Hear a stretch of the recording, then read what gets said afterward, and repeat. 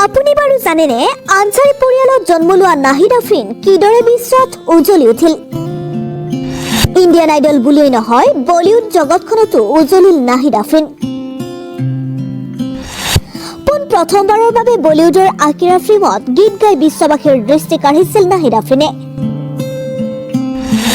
অকল গানেই নহয়, কোৰাণ তিলাৱত গজল আদি গায়ো খুবেই ভাল পায় নাহিদ আফ্ৰিনে। নাহিদ আফ্ৰিনৰ জন্ম হৈছিল 2001 চনৰ 13 ডিচেম্বৰ তাৰিখে। নাহিদ আফ্ৰিনৰ ঘৰ হৈছে বিশ্বনাথ চাৰিআলি। নাহিদ আফ্ৰিনৰ পৰিয়ালটি হৈছে একেবাৰে এটি সৰু পৰিয়াল। এই সৰু পৰিয়ালটিত নাহিদ আফ্ৰিনৰ পিতৃ মাতৃ একমাত্ৰ কন্যা সন্তান নাহিদৰ সৰু এটি ভাইটি আছে। পিতৃ মাতৃ নাহিদ আৰু ভাইটি মুঠ 4জনীয়া এটি সৰু সুখী পৰিয়াল। নাহিদৰ ভাইটিৰ ফাইজ আনসাৰী, মাকৰ নাম ফাতিমা আনসাৰী, পিতৃৰ নাম হৈছে আনৱাৰ আনসাৰী। নাহিদ আফ্ৰিন এগৰাকী ভাল কণ্ঠশিল্পী হোৱাৰ লগতে নাহিদ আফ্ৰিন এগৰাকী ভাল মেধাৱী ছাত্ৰী।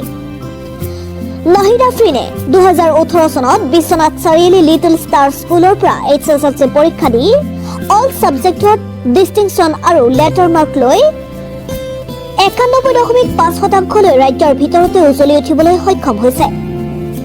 সৰুৰে পৰা নাহিদ আফ্ৰিন সংগীত জগতখনৰ লগত জড়িত হৈ পৰিছিল। এবিনে নাহিদ আফ্ৰিনে সৰুৰে পৰা গীত গাই খুবেই ভাল পাইছিল। সৰুতে নিজৰ স্কুল তথা গাঁৱত হোৱা প্ৰগ্ৰেমবোৰত গান গাই সৰুতেই জনপ্ৰিয় হৈ পৰিছিল নাহিদ আফ্ৰিন। এবাৰ দিল্লীতো গান প্ৰতিযোগিতাত অংশগ্ৰহণ কৰিছিল নাহিদ আফ্ৰিনে। 2014 চনত সাৰেগামাত লিটল চেম্পিয়নত 3rd স্থান লাভ কৰিবলৈ সক্ষম হৈছিল আৰু প্ৰথমবাৰৰ বাবে 2015 চনত ইণ্ডিয়ান আইডলত ফাৰ্ষ্ট ৰানাৰ্ছ আপত উইনাৰ হৈছিল নাহিদ আফ্ৰিন। অকল এয়াই নহয়, বলিউডৰ হিন্দী ছবি আকিৰাতো গীত পৰিৱেশন কৰি বিশ্ববাসীক দৃষ্টি আকৰ্ষিত কৰিছিল।